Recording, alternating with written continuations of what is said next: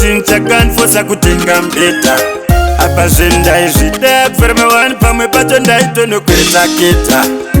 ndaisazviziva rimwe zuva nerudo ndichazopenga ndega chandinokumbira kuti usandisiye ndega nekuti ndiwe wangu hanipe ndiwe vahosi ndiwe zvenyachide handirari hadzibate handidye sakaterera unzwe bebige terera inzwa ndindokuda mudiwa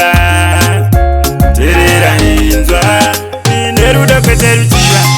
kudai usiriwe chawakandiyamura daindakafa ndiri vakuru vepachura usiriwe chawakandiyamura daindakafa ndiri vakuru vepachura ndadya ndisina kupakura korera ipera ndisina kuvarura so waiva kudzachura kana magezero kwaiva kuporora ndakanonoka kutapura kudai ndisina kutambura chenzwa inoshaura chokwadi aiva mashura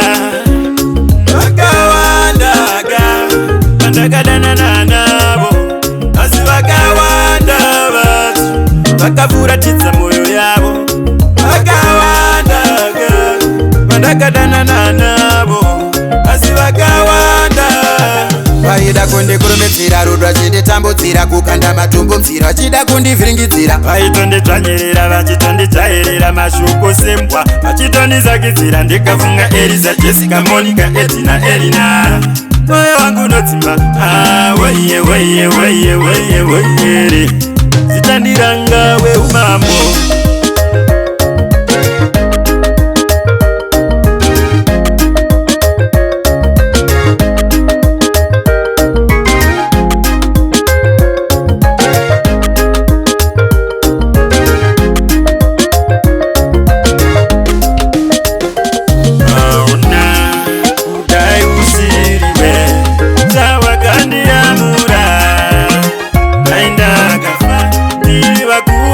pachura usiriwe chawakandiyamura aindakafa ndiri vakuru vepachura kundipfuma kwawakaita ndochinja kanfosa kutenga mbeta apa zvendaizvida kufarama wani pamwe pacho ndaitonokwetaketa ndaisazviziva rimwe zuva nerudo ndichazopenga ndega chandinokumbira kuti usandisiye ndega nekuti ndiwe wangu hanipe ndiwe vahosi ndiwe zvenyachide handirari hadzibate handidye sakaterera unzwe bebige